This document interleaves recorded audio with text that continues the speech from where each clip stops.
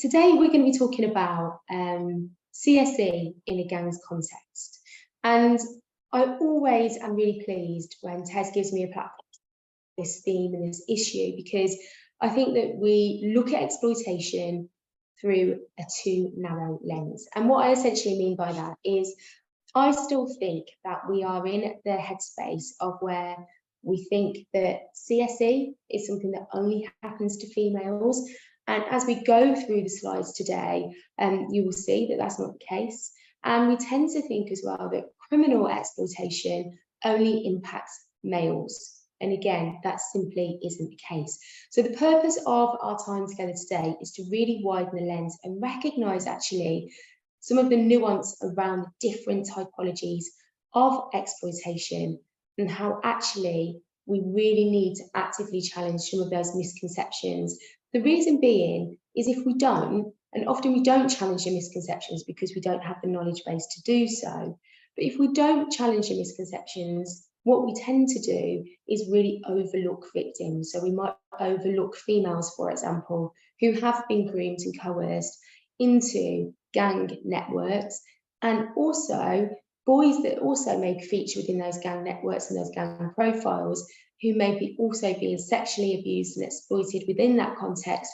Again, their victim status is likely to be overlooked. So hopefully you'll find this a really useful discussion today and go away feeling really confident and empowered to change some of those challenge some of those misconceptions that you might come across. We're going to have a specific focus today as well on the roles that females play in gang networks. Often when we think about gangs and urban street gangs and the profile of those gangs, we have a real stereotypical view in terms of what those gang profiles look like and also the membership of those gang networks. Again, we typically tend to think of gang networks as being comprised of men, boys, and often we don't really think about the involvement of females and the various roles that girls and women can play within those gang networks. So we're going to spend some time looking at that today.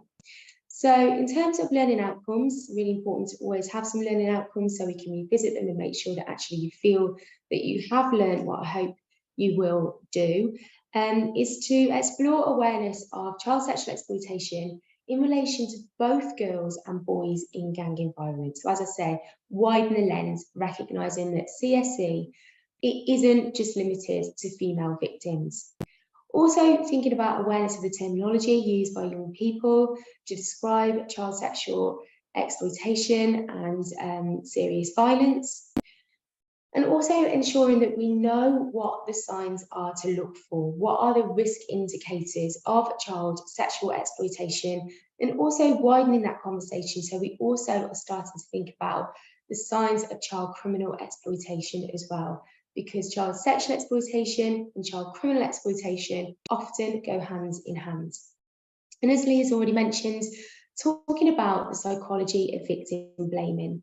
The reason being is what I find is that often what we do see is when children and young people have been victims of exploitation, whether that be criminal exploitation or sexual exploitation, there is still an element of victim blaming happening within community context, but also within professional practice. And so it's really important to understand why we victim blame, the harms associated with victim blame, and some of the psychological theory that underpins victim blaming too. And another key takeaway from today is thinking about the language that we use to talk about victims of exploitation. So the children and young people that we come across, that we work with, that have been victims of exploitation, and how actually we frame these issues and the language that we use can have a real direct impact on whether or not they will be framed as being complicit and responsible for what's happened to them, or actually whether or not they are perceived as being victims that are deserving of help, support and protection.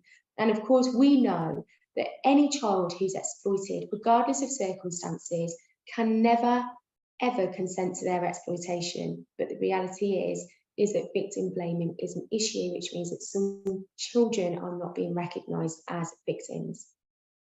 And then really important, when we identify cases of exploitation or when we have concerns that exploitation is taking place, we need to just walk through what happens next in terms of referral and signposting to make sure that children who we're concerned about have that robust multi-agency safeguarding response in place.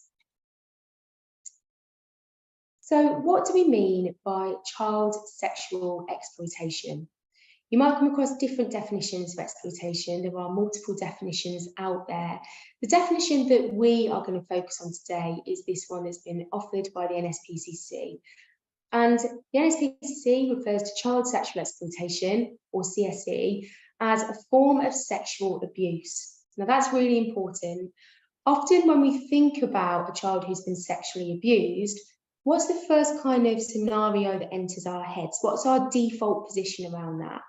What I find is often when we think about child sexual abuse, we think about abuse that's happened to younger children, children within the family environment, maybe perpetrated by either a family member or someone with close ties to their family network. Child sexual exploitation, however, is a form of sexual abuse that typically occurs beyond the family home. So it occurs beyond family units, often perpetrated by someone who has no links to that child's family, in locations, places and spaces that child has regular access to, but those spaces and locations beyond that child's family environment.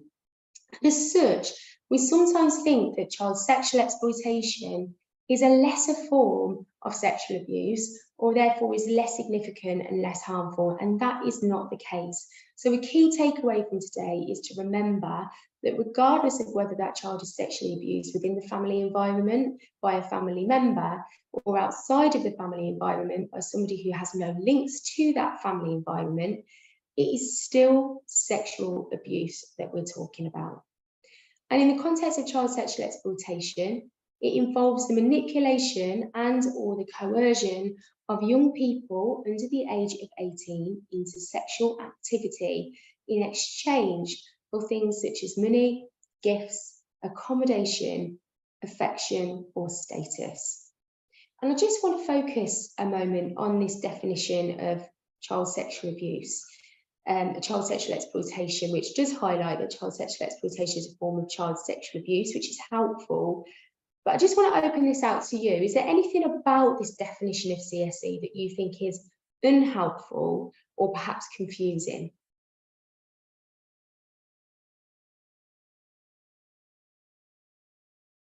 No one ever wants to go first, do they?